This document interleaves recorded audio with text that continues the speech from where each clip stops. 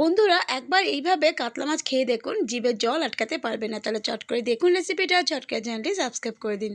কাতলা মাছগুলোকে ভালো মতো ধুয়ে নুন হলুদ আর লঙ্কা দিয়ে মাখিয়ে 5 মিনিটের মতো রেখে দিয়েছি। তারপরে তেলের মধ্যে ভেজে নিয়েছি, আর আলুটাও মাছ ভাজার পরে ভেজে নিয়েছি। এরপরে তেলের মধ্যে দিয়ে দিয়েছি গোটা গরম মশলা, সাদা জিরে ফোড়ন, টমেটো, সমস্ত রকমের মশলা, আর দিয়ে দিয়েছি হাফ চামচ চিনি।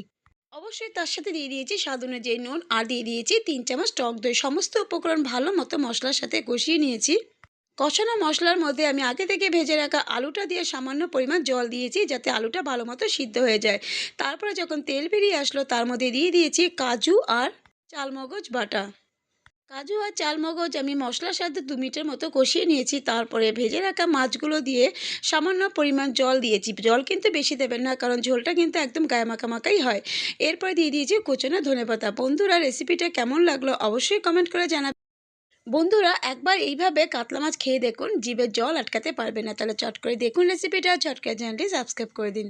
কাতলা মাছগুলোকে ভালো মতো ধুয়ে নুন হলুদ আর লঙ্কা দিয়ে মাখিয়ে 5 মিনিটের মতো রেখে দিয়েছি। তারপরে তেলের মধ্যে ভেজে নিয়েছি, আর আলুটাও মাছ ভাজার পরে ভেজে নিয়েছি। এরপরে তেলের মধ্যে দিয়ে দিয়েছি গোটা গরম মশলা, সাদা জিরে ফোড়ন, টমেটো, সমস্ত রকমের মশলা, আর দিয়ে দিয়েছি হাফ চামচ চিনি।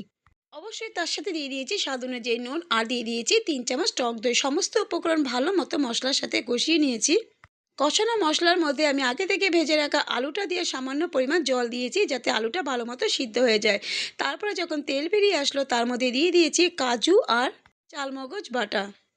কাজু আর চালমগজ আমি মশলার সাথে 2 মিনিটের মতো কষিয়ে নিয়েছি। তারপরে ভেজে রাখা মাছগুলো দিয়ে সামান্য পরিমাণ জল দিয়েছি। জল কিন্তু বেশি দেবেন না, কারণ ঝোলটা কিন্তু একদম গায়ে মাখামাখাই হয়। এরপরে দিয়ে দিয়েছি কুচনো ধনেপাতা। বন্ধুরা রেসিপিটা কেমন লাগলো অবশ্যই কমেন্ট করে জানাবেন।